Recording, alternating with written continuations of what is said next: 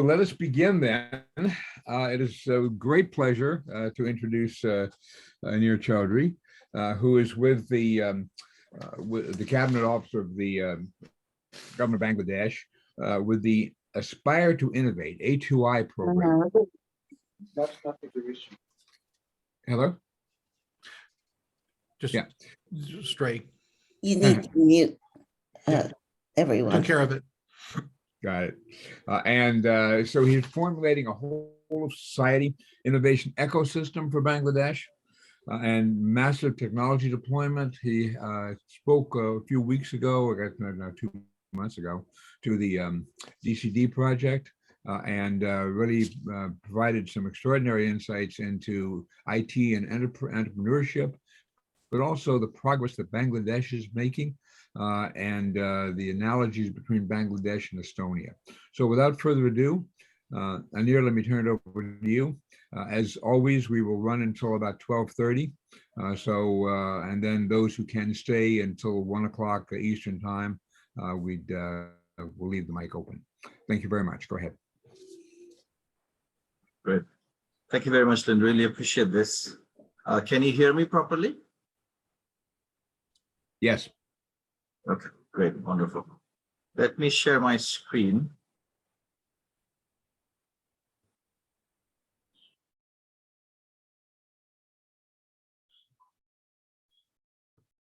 Can you see my screen? Yes, we can. Okay, wonderful. So when we started out the Digital Bangladesh journey, in end of 2008, that's when the Prime Minister announced that Bangladesh will be a digital country by 2021. There were a lot of reservations, a lot of skepticism, because at that time, this was a year we were really struggling with high poverty. Healthcare was an issue. Our education, we were making progress, but obviously not enough progress. And the MDGs, the Millennium Development Goal targets, were just 7 years away. And we were not doing very well around that time. Our per capita income was also around $650 per year. And then if you fast forward to now, the per capita income has risen about 4 times, quadrupled. So it's about 2,500 plus. At that time, we had electricity coverage in the country, probably about less than 40%. Now it's close to 95, 96% and growing. And in terms of digital transformation in Bangladesh, which is what I'll talk about. So it's actually gone through a radical journey. But before I talk about Bangladesh's digital Bangladesh journey, let me talk about my personal journey a little bit. When I was a kid, I wanted to be a policeman. When I entered high school and then college, I wanted to be a physicist. Then after college, I enrolled in a PhD program and then quickly dropped out to become an entrepreneur in the US. Was there for 13 years, being a serial entrepreneur in the East Coast, in Boston, New York, and DC. And then I returned to my country, Bangladesh, end of 2006. And since then, I've been working with the government. So if you look at this picture, this is what it looks like. So a lot of struggle. Every day is a day of struggle. But at the end of the month, I feel that I have actually moved some fairly major things. And then at the end of the year, I feel that I've moved mountains. And when I came back to Bangladesh, I actually wanted to work on educational transformation using technology. And I started this small NGO with my mother, but soon realized that the pace at which we were going, it would take us about 200 years. I actually did the math. Take about 200 years to make the kind of impact that I wanted to make. And that's exactly when the the opportunity to run this program. Now it's called Aspire to Innovate, but at that time it was called Access to Information, same A2I, but a different expansion of the acronym.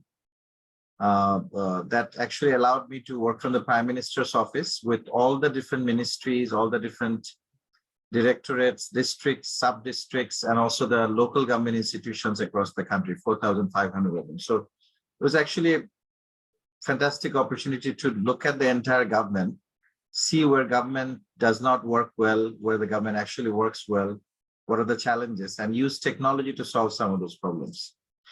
So let me talk about one of the first interventions in 2009, which we tried.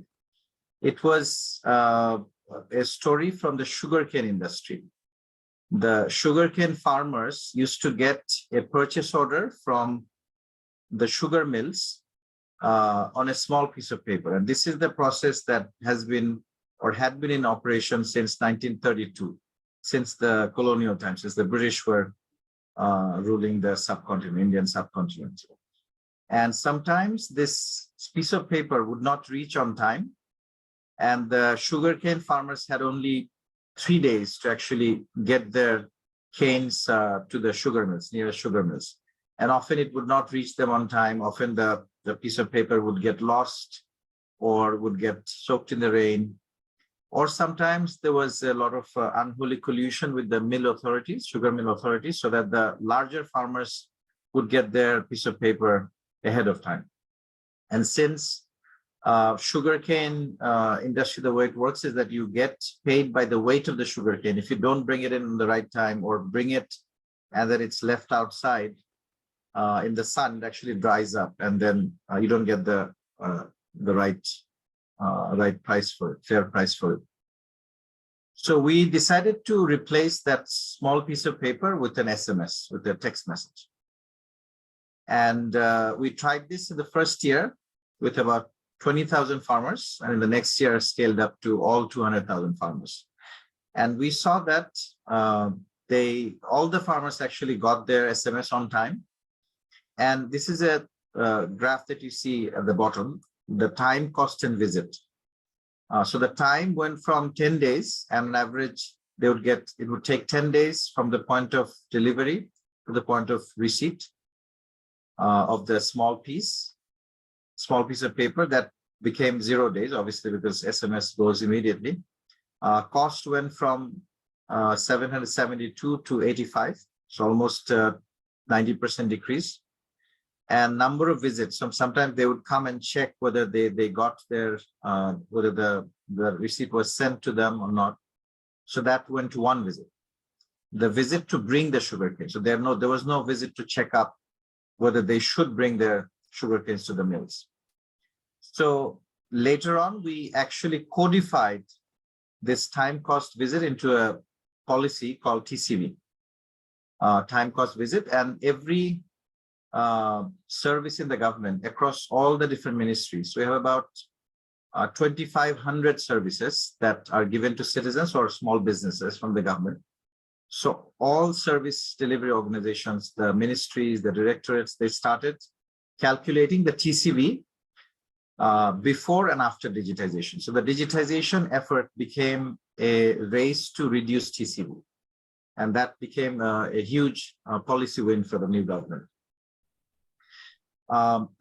So we learned 2 or 3 things from this. One is that a small $5,000 intervention, because we actually set up an SMS server. That's all we did. A $5,000 intervention can actually make huge impact, reducing TCV in this case.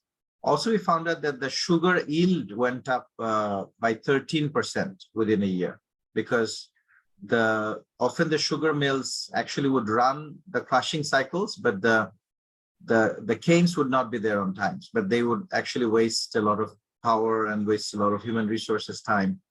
So the yield went up. We also learned another thing, because we thought that the SMS that we sent, the text message, was in English. And we thought that most of the farmers would not be able to read English, but since it was an experiment, we did it anyway. But to our surprise, we realized that somebody in the household or in the neighborhood would be able to read English, maybe a 3rd grader or a 5th grader. and they would basically know when to bring the canes and how many tons of canes to bring. So this was a huge win. A small experiment, but actually created a huge demonstration effect. And over the 2 years between 2009 and 2010, we sat with 394 departments of the government, all departments of the government basically, and identified what we called at that time quick wins. So we identified about 700 quick wins. So small interventions using technology that would create a large win for the government. So that's how a government that was very backward looking, that had really no experience with technology. We had only about 10%. I mean, in 2008, when we started, only about 10% of the civil servants had access to computers even on their desk, and they didn't really know how to use it. But this became a way to look at digitization as a way to serve people, as a way to become much more citizen-centric. So that's how the story actually really started. One of the things that we did in the very beginning was to look at the underserved areas. So typically what happens in digitization is that you start with the cities and you basically follow a trickle-down theory and then expect that at some point you'd reach the villages. We did the exact opposite. We said that the villages are the most backward, the most underserved, and digitization would help them the most. So instead of creating digital divide, we actually created digital dividend by connecting the rural areas. Even though connectivity was poor, we had mostly 2G connections. So just imagine, I mean, I don't know if you have seen 2G, what 2G internet really looks like, but that's what we started with.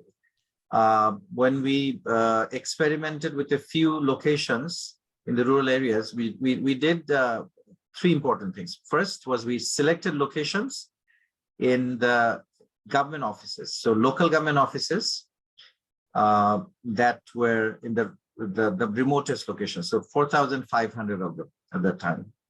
The second design choice was that these centers hosted in government offices would not be run by government officers. They would be run by entrepreneurs picked from the local communities with the requisite digital knowledge, IT knowledge. And they would be trained in how to deliver government services. So that was the second design choice. And the third design choice is that there'd be gender parity between the entrepreneurs. So we'd actually pick a male and a female entrepreneur. So between 2009 and 2010, we decided to blanket the entire country with these 4,500 digital centers. Now the number is over 8,000 across the country. Those 4,500 still remain. They sell services, they sell government services, a concept unheard of at that time, and by entrepreneurs. So we basically outsourced. No legal violation was done, but no legal, we didn't have any legal provision to do it either. So we basically lived in a very gray area, introduced entrepreneurs in government offices, and they sold government services digitally.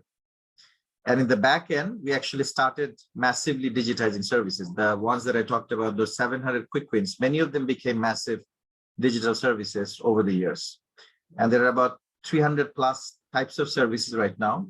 Because these centers are run by entrepreneurs, they were free to bring in private sector services, such as banking, e-commerce, mobile financial services. So these are the 325 types of services that are delivered from these centers. Over half of them are actually private sector services. In the last 10 years or so, about 700 million services have been provided from these 8,000 plus centers. The number of centers actually grew over time. And there are about 16,000 entrepreneurs, typically 2 in each of these centers. Many of these centers actually have created sub-centers in the local bazaars, the markets, because that's where they can generate more income. And these entrepreneurs are not paid by the government. They actually generated income for themselves by selling different types of services. So this is a very unique type of public-private partnership across the entire country at the micro level. One of the major infrastructure in the country right now, soft infrastructure in the country right now, is the national portal. That's the largest whole of government implementation of Right to Information Act in the country. This act was launched in to the Parliament, Act of the Parliament. This was launched in 2009, but we didn't really have a way to disclose information easily and cost effective to the public. So one of the quick wins was to develop websites for the government offices. So between 2009 and 2013, we actually developed number of websites, hundreds of sites came up. But we realized that all the websites actually came up in silo. So in 2013, we made a decision that we would actually connect all the websites, and that's how the national portal was born. So this is one website which has 51,000 offices of the government, all connected together, sharing data. About 8.5 million pieces of contents are there, and this took us about 3 years to build. So we started in 2013, we launched in 2014, but actually kept building on it till about 2016. Quite a few number of companies were actually involved. We trained about 100,000 civil servants that update data on their own. So we don't have technology companies supporting them for updating of data. So it's done by non-technical people within the government. And this was a big deal because we were looking at offices in the very, very remote rural areas, which had not seen any kind of digitization before, but they were trained and technology was provided to them. So computers, desktops at that time, laptops later on were provided to them, and they actually started updating their own information.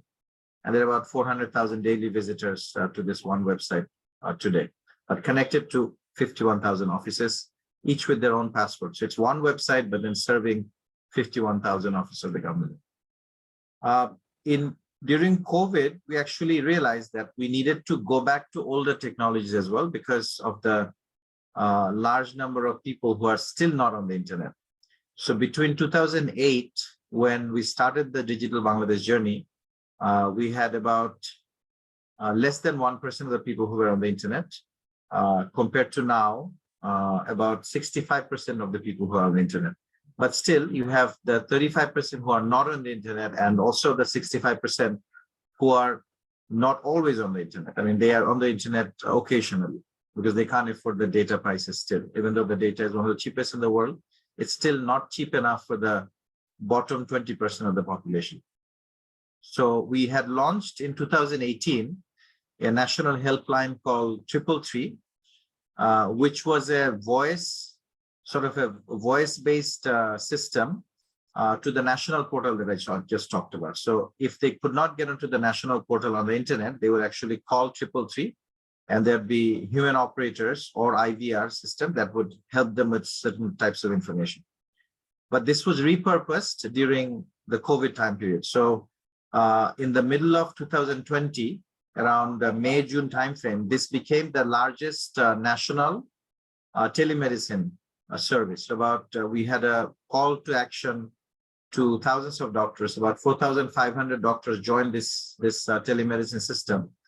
And we had this thing called the Uber doctor model. So you just log into this thing when you're actually available for a few hours, half an hour to 3-4 hours during the day, or even dead of night, and you provide service. And the telemedicine calls will be routed to whoever is available, whichever doctor is available. So we had about 7+ million telemedicine calls coming in between middle of 2020 and middle of 2021. In 21, we actually saw during the Delta variant, the Delta epidemic basically, that's when we had a lot of isolated people around the country. Lockdown continued, and people were actually starving. So we then repurposed this national helpline. The Prime Minister announced 333 as the number to call to get emergency food support. So we had over 7 million calls that came into this number, and tens of thousands. Not all of them were supported with food because we had to verify who actually were the most deserving. This verification was done by the local administrators. So the calls would be forwarded to them. They would actually verify by address. And tens of thousands of families were helped during 2021. And then this was further repurposed for daily commodity. This is where people actually called in to do not e-commerce, but p-commerce, phone commerce. So they would actually call in to order food and daily commodities. So that another 3 million calls came in.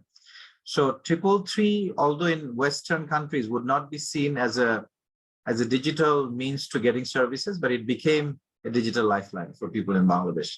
And we also saw other types of social ills that were supported through this. So we had 6,000 plus child marriages that were stopped. So the families or the neighbors or even the bride would actually call in to this number.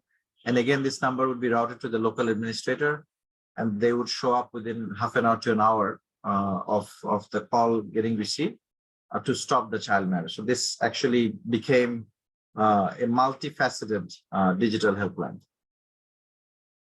One of the core areas that we also focused on is simplification of services. So if you look at the picture at the bottom left, so many services had the legacy steps. So how these steps came about, nobody knew, but they followed this in any case because that's how services were rendered. So what we said was that your focus is to reduce TCV and you go do it in any way you want or any way you deem fit. So one of the things that we did was to actually reduce the number of steps in a service delivery process. And we trained thousands of civil servants to actually reduce their.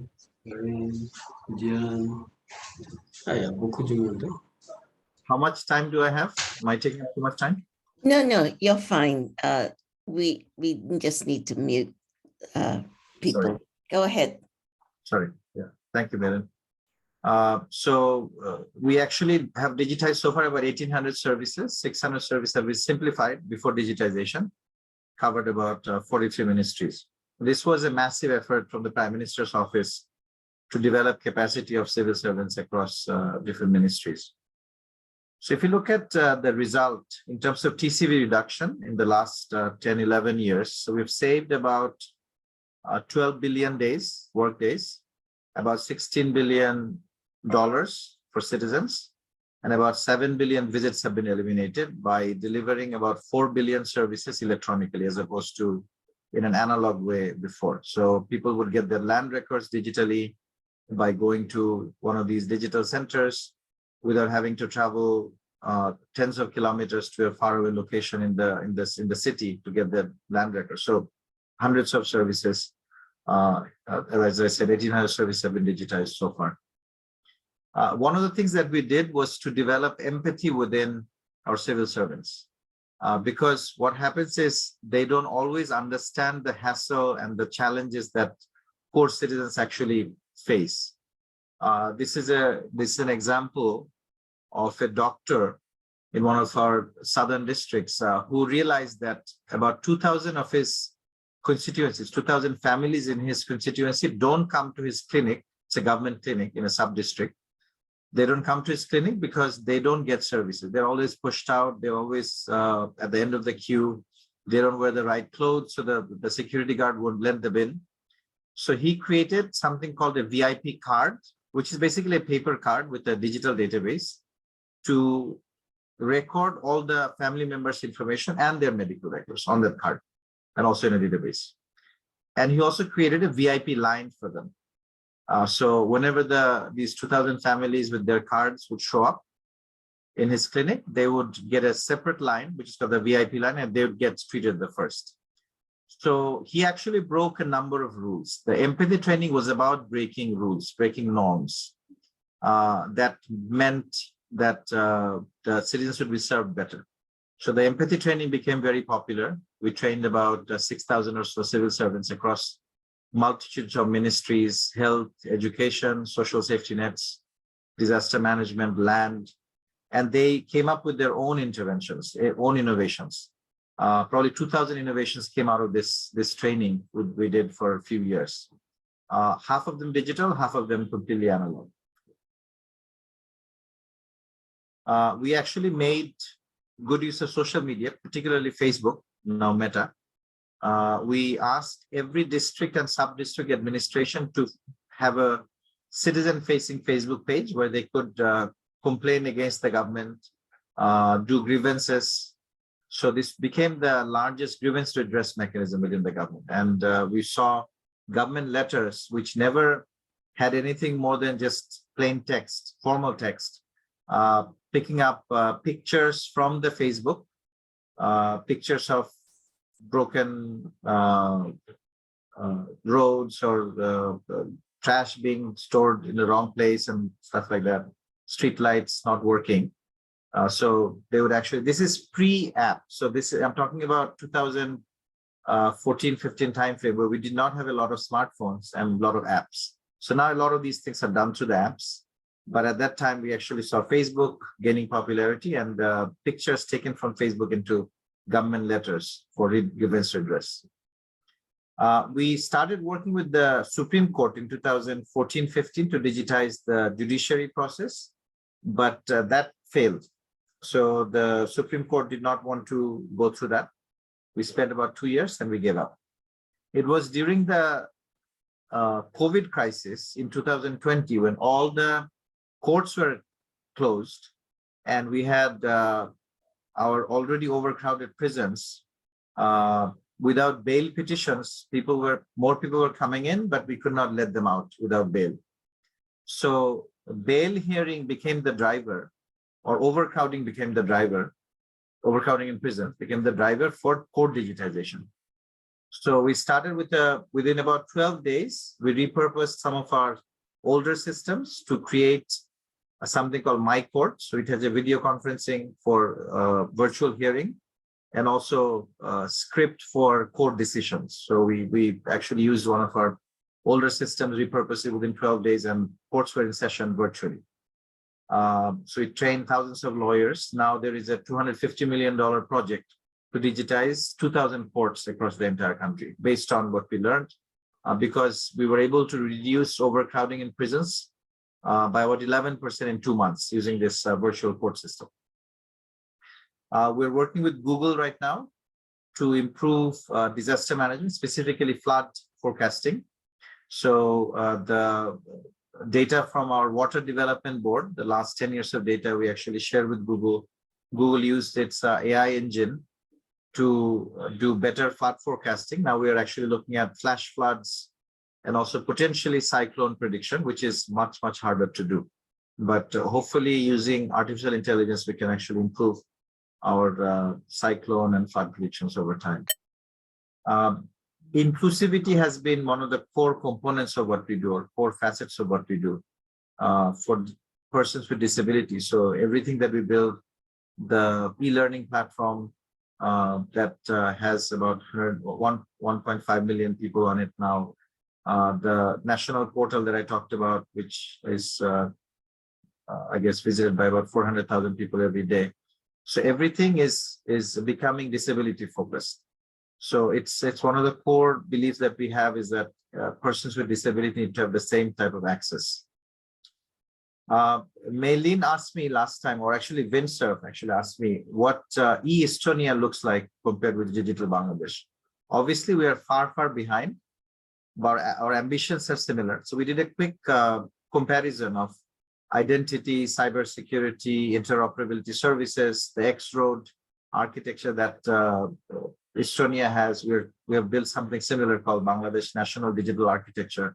And a lot of the services are actually fashioned after what Estonia has done, also some stuff of what India has done. But we started far behind from Estonia, and we're trying to catch up from that. We also have a lot more people. Estonia, I think, has a few million, and we have 170 million people right now. So it's a much larger country, much poorer. So with the poorer infrastructure, poorer human resources, we're trying to build a digital country right now. So this is a summary of all that I talked about, but it's an important slide, a bit busy, but I will try to explain this in a couple of minutes. So the principles, the 4 principles that has driven our work is high quality, low cost, and low time, providing the services anytime and anywhere. But the top 2 are a bit more insightful, I think. And we have not achieved the top 2. The blue one is give once, get always, which basically means you provide your information only once to the government, and then you get services many times. So you don't have to fill out forms across multiple departments. Right now, you still do, even with digitization, you have to fill out multiple forms in different times at different in different departments. But we want to get to this point that once you've given your information connected to your national ID, then you will get services without having to provide that same information again to a different department. So there is sharing across departments.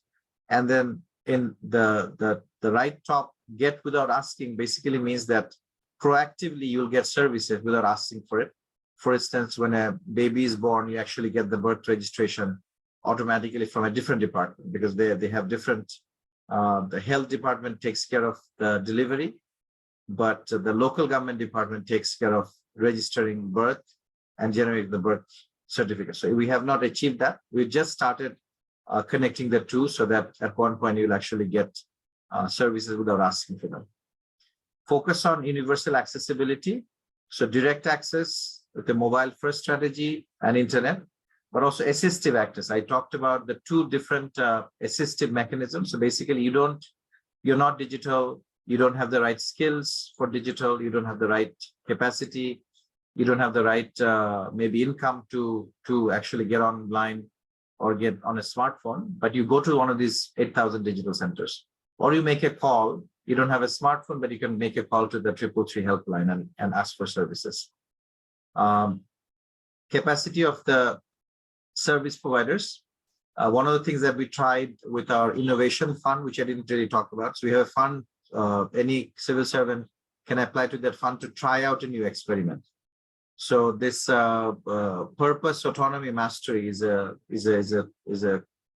concept coined by Dan Pink, who was a speechwriter for Al Gore, the vice president in the US. So the shared purpose is to reduce TCV. So that's how we have coined this.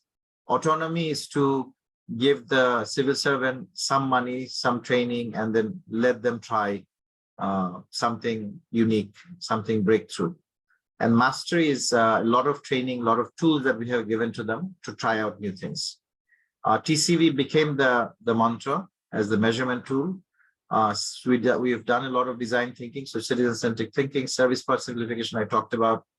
A lot of these services are going through institutionalization of different kind through the innovation teams. Every single ministry and directorate has an innovation team.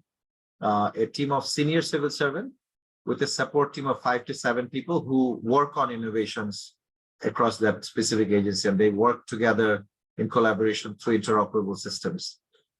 We started a new program about a year ago called Civil Service 2041. So looking at another 20 years, because 2021 was our target year to become a digital country, and 2041, 20 years down the road, is to become a high-income country and digital in a very different manner.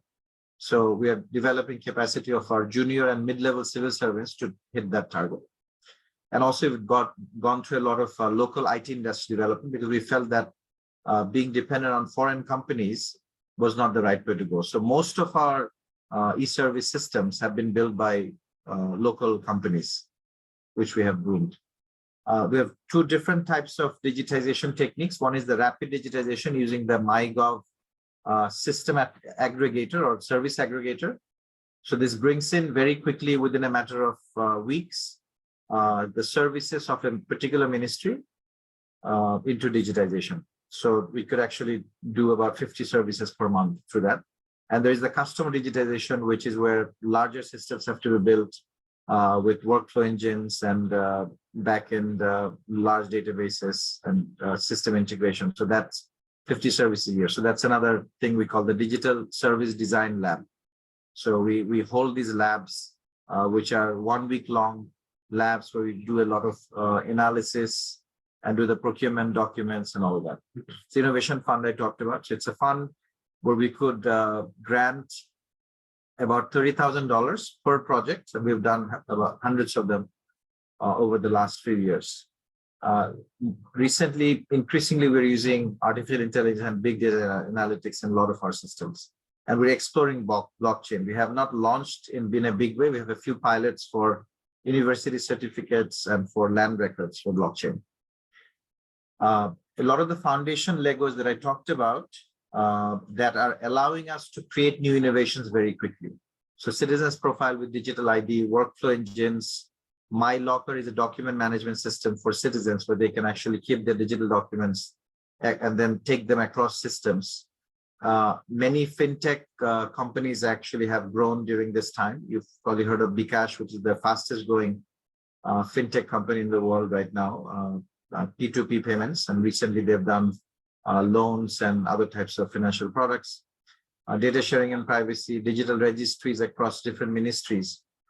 We've done a lot of e-commerce. One of the government intervention is to aggregate the e-marketplaces across the country and take them to the rural areas using those 8,000 digital centers who are actually proxying the buyers and sellers who are not digital yet. So the buyers and sellers in rural areas cannot come to e-commerce marketplaces, but they could go to any of these 8,000 digital center locations and then list their products and can also buy from these portals, helped by the entrepreneurs in those centers. The entire coordination was quite interesting. We started with the Prime Minister as the head of our Digital Bangladesh Task Force. So the political vision, strategic guidance comes from the task force with a number of cabinet ministers. Then the cabinet division, which is the head of entire civil service. So operational coordination came from there. So going to all the districts, all the sub-districts, that coordination comes from cabinet division. So finance and planning ministries help us with the budgets, and many times we actually break different rules to bring out new types of budgets, new types of financing. The ICT and Telecom Ministry are responsible for software, hardware, and infrastructure connectivity across the entire country. And the innovation teams in every agency, there is an innovation team, and they do the coordination of the Digital Bangladesh work across the entire government. So 6 things that I say are lessons for us to develop an innovation culture within the civil service. The first is really understanding the roles have reversed. So services now go to citizens instead of citizens coming to services. The second is a lot of the big bang approaches supported by the banks, let's say World Bank, ADB, did not yield as much result as the bottom-up and iterative small projects that started creating ripple and then became larger projects, but by showing very solid demonstration effect at the bottom. Whole of government and whole of society has been the mantra from the very beginning, that silos needed to be broken, and we've broken a lot of silos across the entire government, as you have seen. Different types of business models. I've talked about a number of them. One of the most important ones being creating entrepreneurship within the lowest tier of local government within the country. So these entrepreneurs sell, as I've said, they have sold 700 million services, and they make an income, and a fairly healthy income out of these. I mean, many of them started with maybe $100 a month. Now, many of them actually make $1,000 to $2,000 a month by selling services, which is a number of times more than the per capita income. One of the things that we have tried to popularize, and we're still on our way, is to create what are called govpreneurs, policy entrepreneurs. So the innovation fund, the innovation teams, we basically said that you can create experiments, you can fail, as long as you document what the failure was and what you learned from it, it's okay to fail.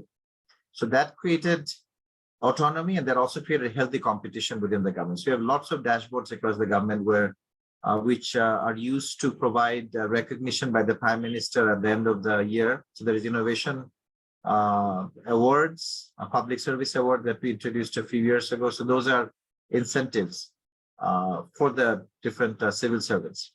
We have not been able to link any of this to their pay. So nobody gets a bonus, nobody gets a promotion by doing really well digitally, but they get strong recognition from the cabinet secretary and the Prime Minister. And recently we have developed a lot of data platforms. So analytics for decision making by unleashing data. So we have a SDG tracker in the country, which is used by about 92 agencies of the government to provide SDG information that we developed, that's coordinated by our Bureau of Statistics. We have a skills platform, which is bringing in data from about 23 ministries involved with skills development and 40 different industry associations. So both supply side, skills development, demand side employment are in that platform. So there are many different data platforms that have emerged primarily in the last 3 to 4 years. And during COVID, we had a dashboard for the Prime Minister tracking the progression of the disease on a daily basis, data coming in from the telcos, from the health systems, from NGOs, which are actually monitoring on the ground. So again, many different types of whole of government and whole of society approaches to gathering data and making analytic decisions from that. So I'll stop there. I think I took up much longer than I had anticipated, but I'll stop there and maybe we go into a conversation. Thank you. No, you were very terrific, and thank you so much. I think everyone is really impressed. I see one of the notes saying, "I really love failure is okay. It's how new ideas get started." So, Well, at this point, Anir, it's my role to moderate the discussion portion of our call. So glad to do that. Maylin, you had a question. Please kick us Yes. off. Okay. And yeah, every time I hear this story, there's more and more depth and breadth to it. So this is fantastic. You were kind enough to invite me to the 2041 meeting, and I spoke about some of our PCI pillars, one of which was community living learning labs, the idea of that. And you had come back to me to say there was some interest in this idea of community living learning labs. And I just wondered if you had any update on that. Sure. So we do a lot of learning sessions for our civil servants, but also a lot of what I talked about today came from experimentation, came from, so the digital centers that I talked about, I mean, it blankets the entire country, but really started in a couple of locations in the country to understand how the business model would work, because we wanted this to be not a government subsidized model, but really done as a micro business. So I thought that by really understanding how your living labs worked, we would learn something in terms of how to conduct experiments, how to actually record learning, and maybe take that to scale. So that was the intention, to really understand better the living learning lab and maybe implement them in Bangladesh as well. That was the whole thing. Great. And I'll put a link to a paper about that so that you've got it. Back to you, Kevin. Very good. Well, thanks. We had a lot of commentary and questions from Guy Huntington. So Guy, pick your top question for Anir, and we'll continue our Q&A. Guy? Are you there? If not, let's Okay, move. sorry. Okay, now you can hear me. I love everything you do in here, because that pushing that cart, which is very full and heavy, is the government, and I really, really, really respect what you've done. So I've got all sorts of questions. They're more statistical and analytical, but I put a note to everybody that you pioneered the implementation of an open CRBS system, which is you and Zambia have done it. And hats off to you for doing that. And that's really the foundation of identity. So I was asking a dumb question about what is the percentage of CRBS events that are actually recorded in your CRBS system, i.e. birth, name, gender change, marriage, death, and divorce. What in Africa, it's really terrible. What is it in Bangladesh? But not very high. We have a, so not very, when I say not very high, by legal standards, not very high. Our legal limit is 45 days after birth to register birth and also death after the event.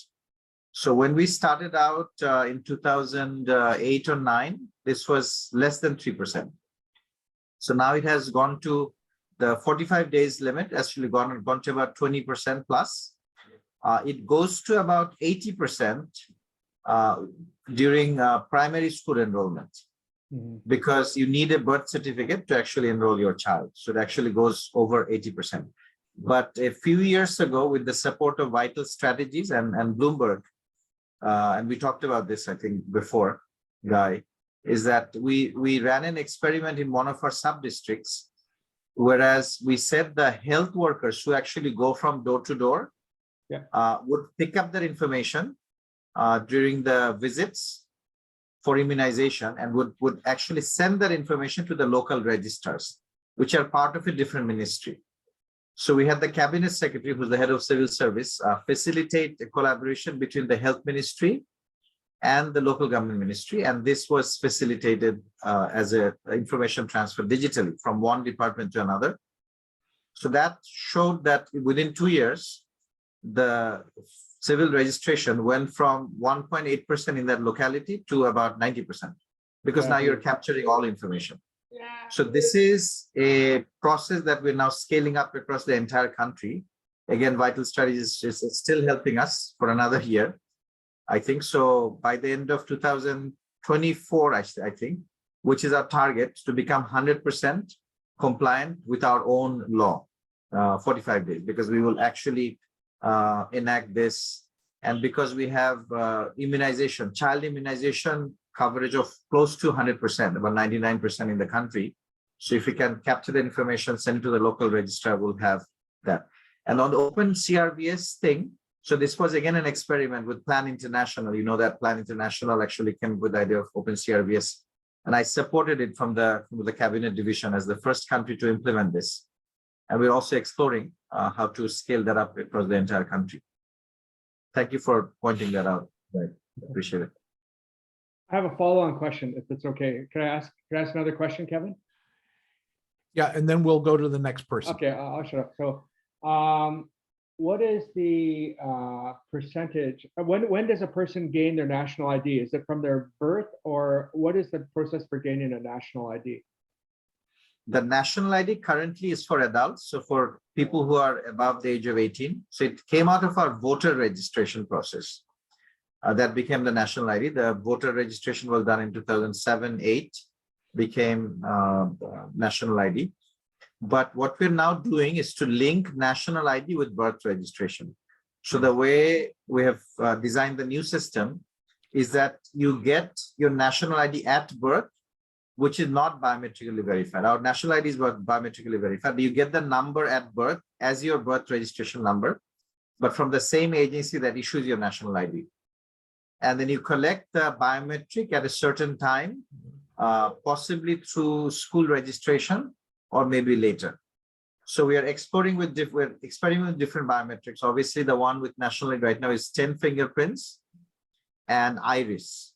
So similar to what India has done with Aadhaar. But we have noticed that iris matures at age 5 and fingerprints mature at age 12. So we are on the lookout for child biometric. I think we've also talked about this, Guy. So we will start that. COVID delayed us by about 2 years, but we will soon start the process of using fingerprints, year pictures. So we've actually contacted with several companies in the US and in UK who will do this for us, and we will see which of these biometrics actually last over time. So we don't have enough longitudinal data anywhere in the world to know which of these child or infant biometric will actually last beyond a certain number of years. But we'll have to do that experiment and then learn. Thank you. Thank you very much. So next, let me call on Doug Howland. Doug, you had some comments in chat. Yeah, excellent presentation. Really enjoyed it. I guess 2 questions. One is I really enjoyed how you compared Bangladesh to what is Estonia, you know, and how would you what countries do you think are doing the best in this area, and lessons learned for the other countries? And then two is I worked for Nokia and Motorola for 33 years. And one of the things I'm very concerned about is connecting the unconnected. And, what are some ways, that, this digital transformation only works if you connect people? What are ways to help connect the unconnected in Bangladesh? Which countries are doing well? Obviously, Estonia is doing well, but Estonia is a small country and it's digitally literate. It has the wherewithal to connect everybody. Bangladesh has not been able to connect everybody, but we are actually on a very aggressive path to connect everybody, or trying at least. But when I say connecting everybody, it has actually multiple facets, right? So by providing digital connectivity, internet connectivity is not enough. I mean, we have to have devices, we have to have ability to pay for the data, and enough services so that the connectivity becomes meaningful. So it's a complex interplay of technology, capacity, and also demand that have to come together. We are drafting what is called a blended education master plan right now, where the focus is on connecting all the schools, about 120,000+ schools in the country, and also all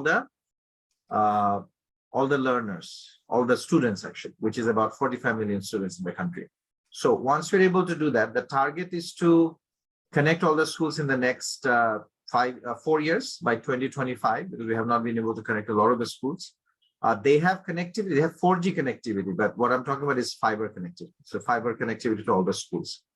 And then 4 and 5G connectivity to all the households. So 5G has already been launched a few months ago. So we are going to do an auction for the spectrum for 5G.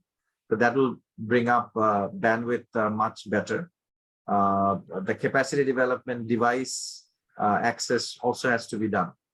So it's, but we have a target of possibly 2030 to connect everybody. So that's what we are planning right now.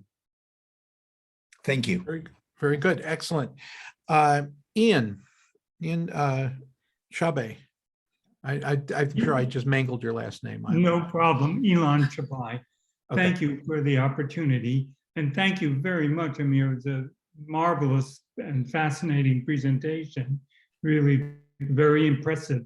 What particularly impresses me, and links to Mei Lin's comment also about community living labs, is I would love to understand more, since it's an area that I work on in many parts of the world, what you did or how you would approach the question of both social acceptance of changes in learning. And I mean, digital systems are, when you're in the middle of them and you've been using them for years, are perfectly obvious. But if you've never seen them and never engaged, with the computer, with the smartphone or whatever, this is both a question of acceptance, but also a question of then the process of training and learning. And I wonder if you could say a little more about that, because the results are fantastic. Actually, I was not able to understand the full question. Ian, would you be able to repeat maybe? Sure. The basic question is, what would you say are the most important aspects of getting community acceptance of new technology, and of how you help people learn to engage with it effectively? Thank you. So obviously, I think technology adoption is dependent on need. Yeah. So that's the very important thing. So if you look at the proliferation of mobile phones in Bangladesh and also in many other developing countries, it's because there was a communication need.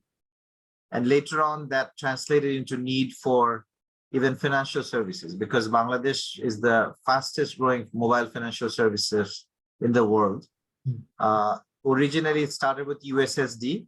So people actually typed in very difficult codes to actually do monetary transactions from one phone to another. And now a lot of people have smartphones. 40% of the country, not the entire country, 40% of the people have smartphones, because it's still quite expensive. and then they use the app. So again, mobile financial services, I think, has really driven adoption of new technology. During COVID, we saw adoption of mobile financial services by all garment workers. So we have about 4 million plus ready-made garment workers, apparel industry, which you know that is the 80% plus export of our country. So large industry. And about 40% of the industry was paid digitally. 40% of the workers in the industry. So about 1.5 million people out of the 4 million or so. And we had a target by 2021 to bring all of them to mobile financial services. But when COVID happened, within a matter of 3 weeks, all 4 million adopted mobile financial services, and they were paid digitally. So sometimes there is an external factor because it was safe, it was quick, and within 3 weeks that happened.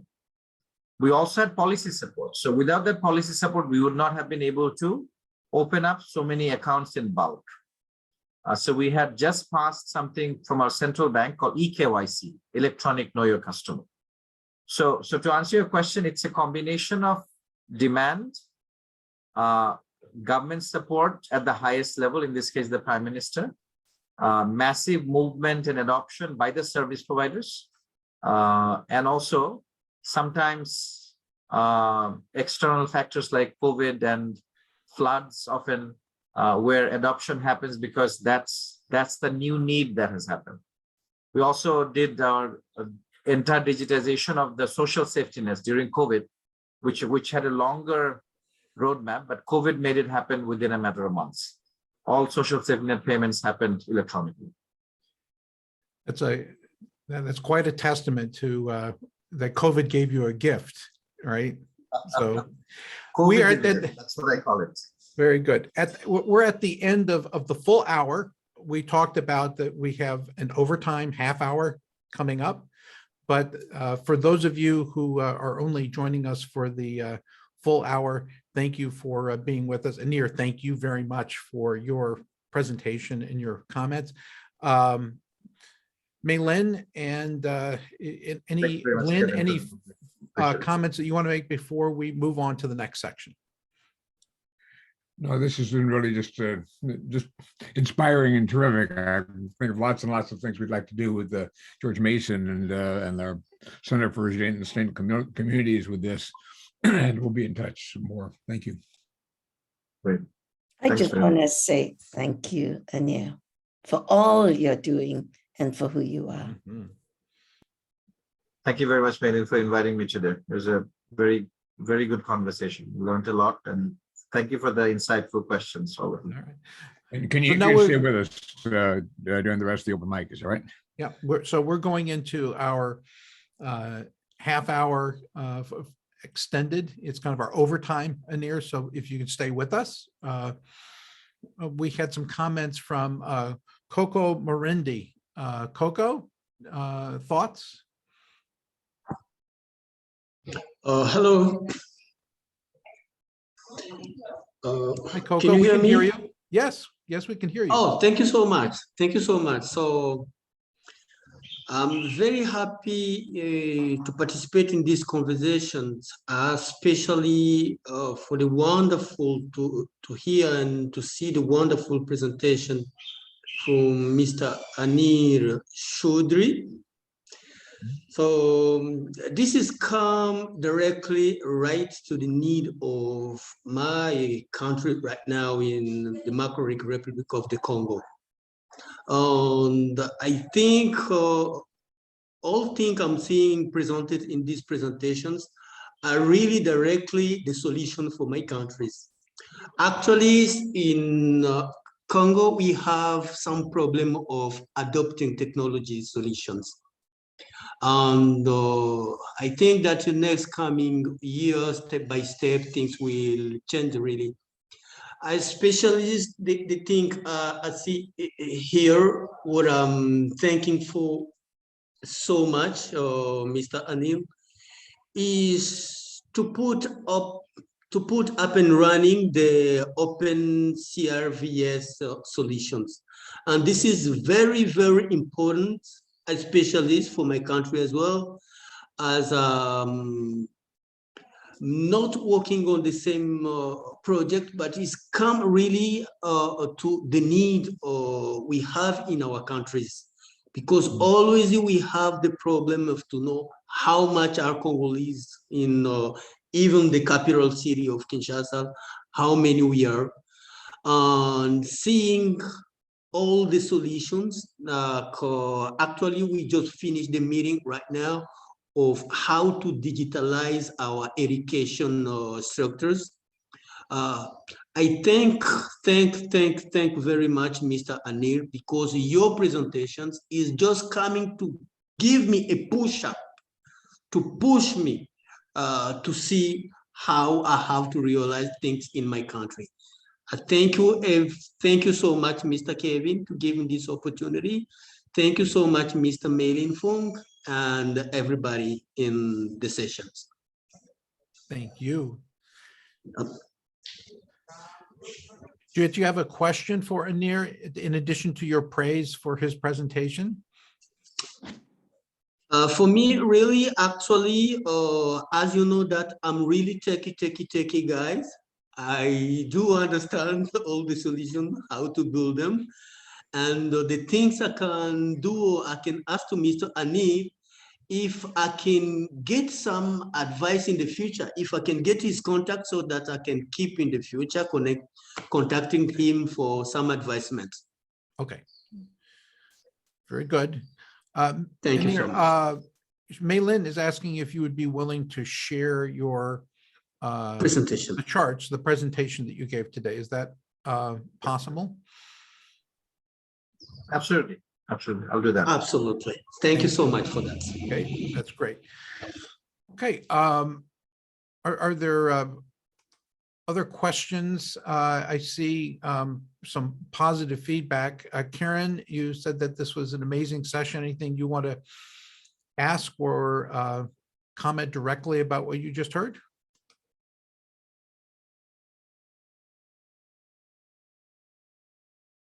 No, perhaps shy. Other questions, you can use your, I'm unable to speak. Okay, well, thank you. Kevin, this is Bonita. Hi, Bonita. Hi. I have a question that is, really tangential, but Okay. curious, especially since this is the reference to the SDGs. How is this impacting environmental strengthening and environmental justice? Is there any, do you see any, I mean, I would think there would be, but I just want to ask the question if you see any results with regards to environmental justice and strength.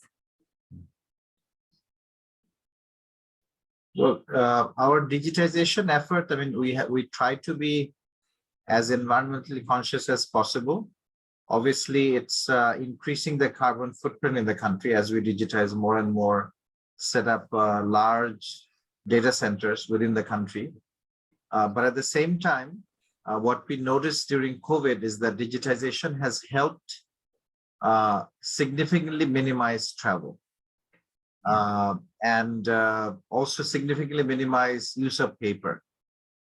So COVID actually accelerated that significantly. We resolved about 15 million decisions within the government without using paper. So that's a significant jump. And we did not have to meet most of the time during this almost year and a half or 2 years now, 2 years since we've had COVID.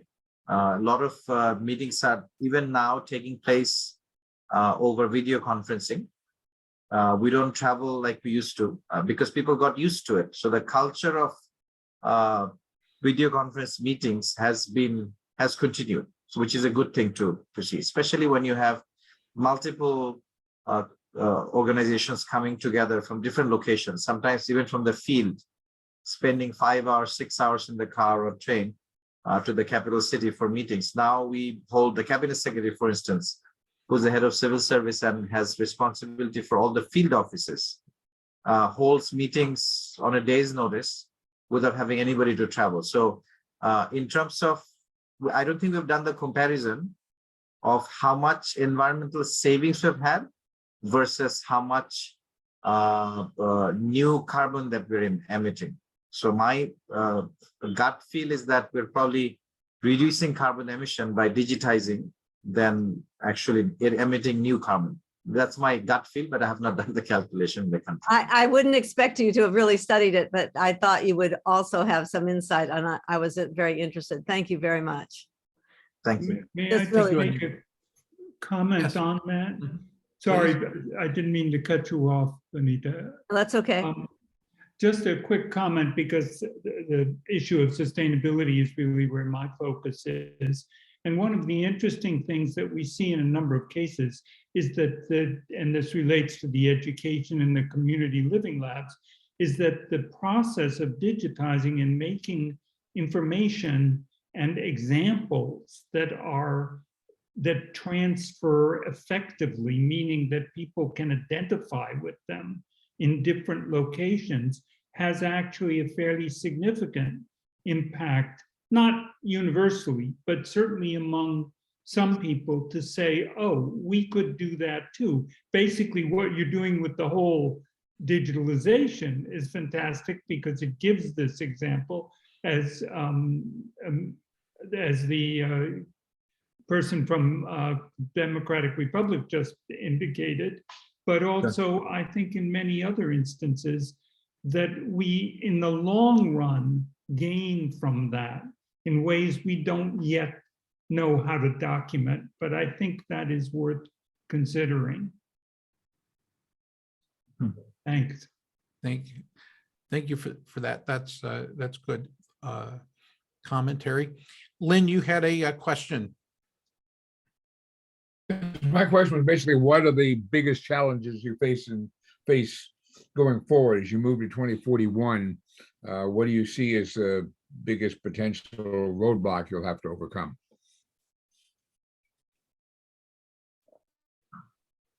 I probably see 2 or 3 big ones. One is the digital divide.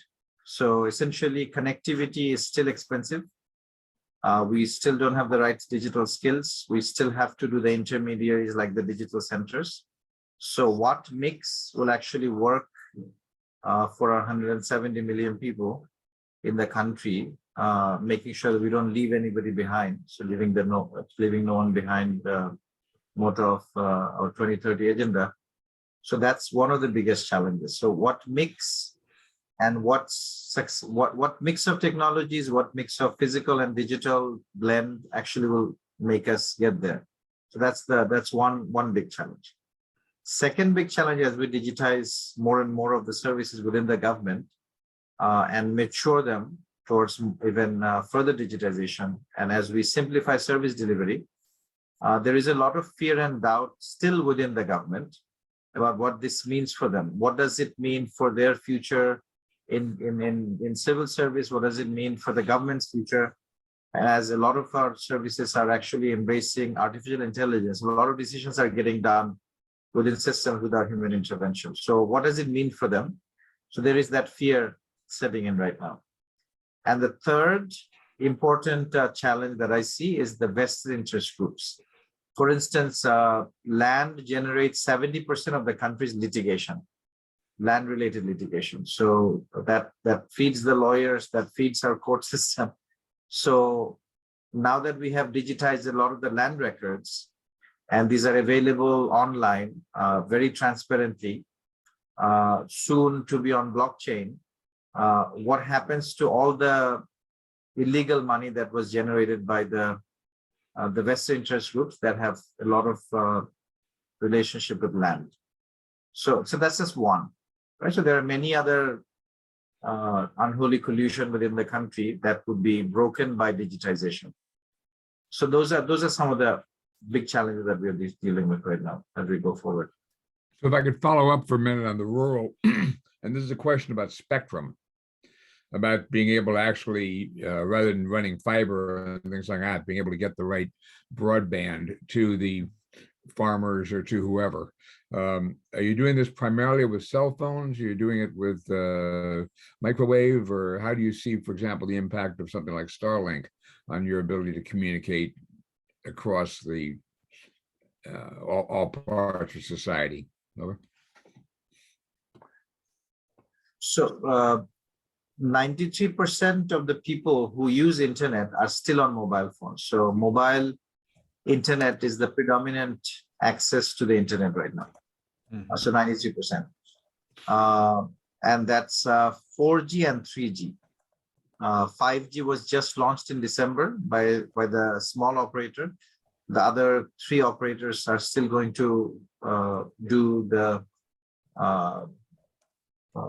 auction for 5G spectrum, and they will launch 5G in the coming years. Fiber has been laid to all the village hubs, I would say. So about out of the 4,500 village hubs, which are called the local government institutions or the union councils in the country, about 3,800 of them have been connected to fiber. The rest are coming.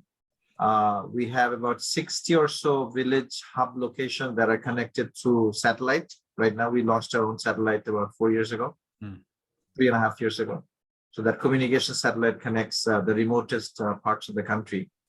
But fiber has to be the direction going forward because it's still the cheapest and the most scalable for the transmission network. For the last mile access network, we will have a combination of different types of wireless technology. Excellent. Which is Anir, I have a question.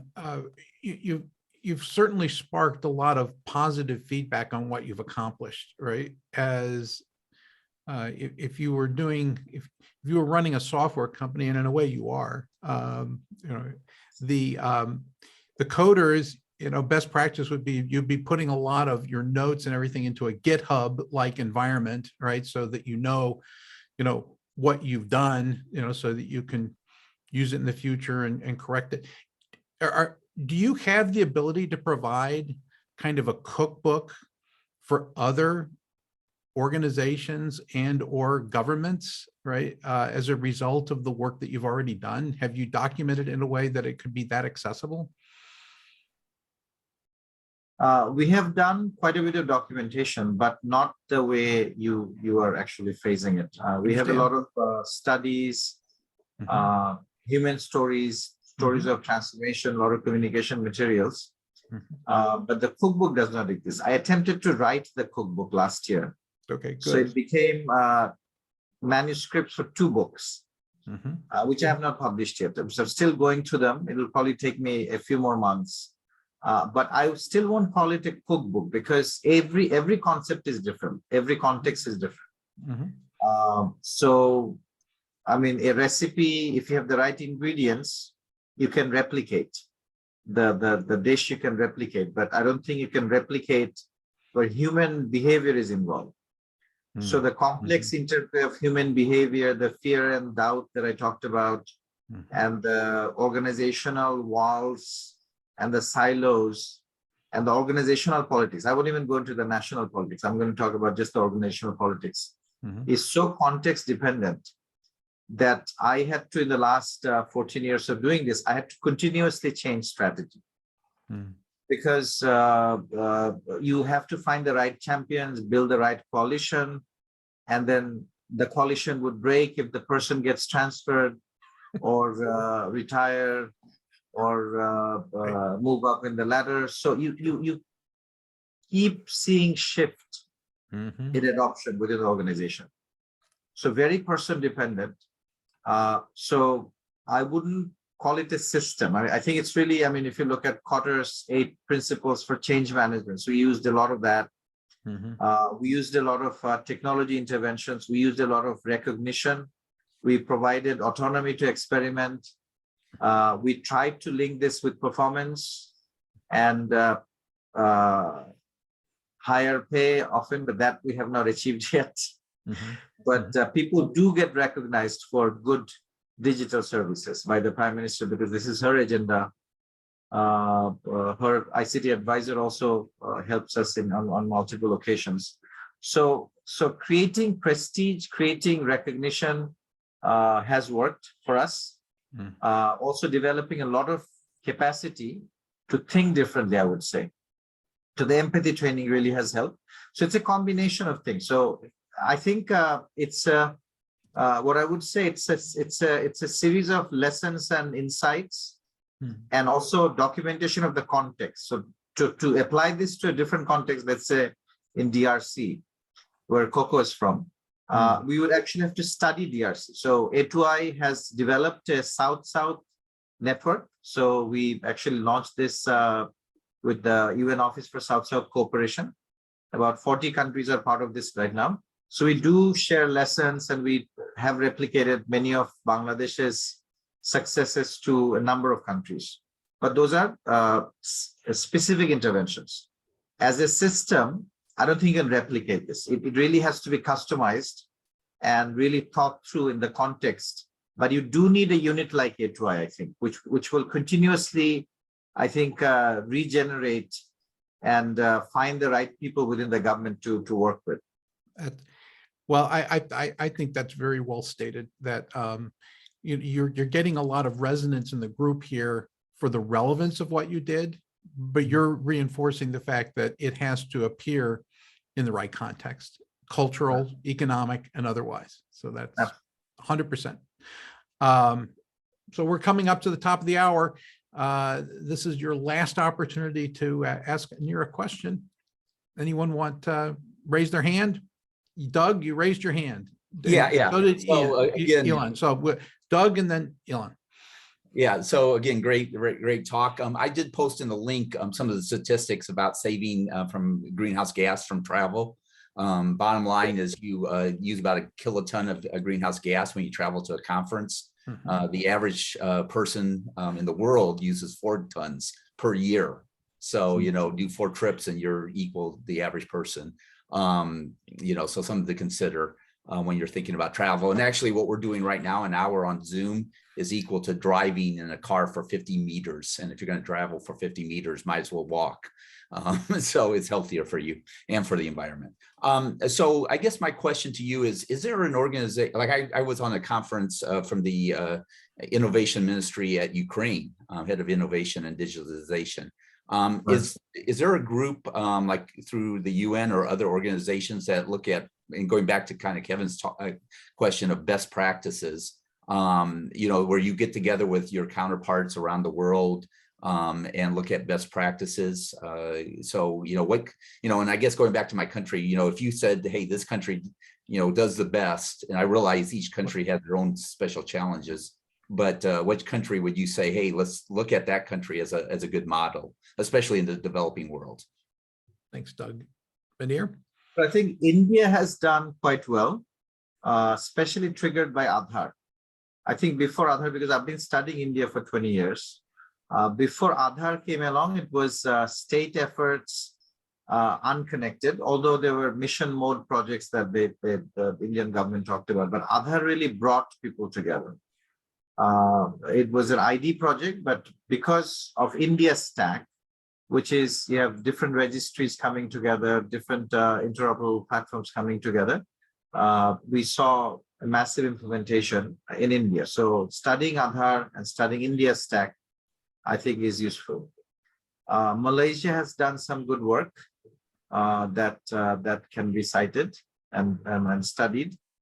Obviously, among the high-income countries, Korea has done really good work. Singapore obviously has done a lot of good work. It's a small country again. But the strength of Singapore is that it has trained its civil service really well. So it's very public sector driven as well within Singapore. Among the African countries, I think Rwanda has done quite well. Kenya has done well in mobile financial services. South Africa has done well. So those are some of the development countries to look at. All right, very good. Thank you so much. And Elon, you have the Oh, last one other thing question. to answer Doug is that whether there is best practices sharing. We launched something called the South-South Network for Public Service Innovation, SSN for PSI, which is about 40 or so countries, mostly developing countries, which share public service innovation. So digitization is obviously a centerpiece of that, but there are other types of public service innovation that we share. And we often hold workshops where this is shared, and we try to do what is called matchmaking. So different countries actually make specific presentations on topics, and we analyze based on political, economic, social, technological factors, the context of one country to another, and try to see if we can actually transfer technology. And that we've done quite a few of that. Could you share that in the link of the website for that? Sure. Thank you. All right, Elon, over to you. Well, again, thanks so much for both your talk, but also the discussion. I just want to add one interesting datum that might be useful. You speak very, very correctly, in my view, about the importance of local or of specific context and culture. And one way of looking at that is the kind of narratives that are circulating in that community. That is how people see themselves, their identities, including digitally. So we are about to launch a digital observatory of narratives on sustainability. And the idea is really to get a better sense of the remarkable range of adaptive processes and opportunities across the world, and to learn from that so that we're better able to couple the new opportunities and new digital, but not only digital, ways of improving the lives of people along the lines of how to get to sustainable futures with justice and equity. So I just offer that idea of being cognizant, learning from the narratives that are in circulation. Thanks. Thank you. And thank you very much. I think that's a very astute observation. Thank you for the insight. Appreciate that. And Anir, thank you for being with us. Maylin, you have to go. So let me turn the mic over to you and then back to Lynn. Thanks, Anir. Thank you very much, Kevin. Appreciate it. Yes, this was fantastic. And yeah, thank you for spending your precious Sunday rest time with us. I really, really appreciate it. Over to you, Lynn. I'm glad we can go. Thank you for a marvelous session, and look forward to seeing everyone in about 2 weeks. And thank you again so much on short notice for being with us. Well done. Cheers. Thank you very much, Len, Kevin, and Maylin, for inviting me. Really appreciate it. Thank you for being with us. Great. All right, everyone. We'll see you in 2 weeks.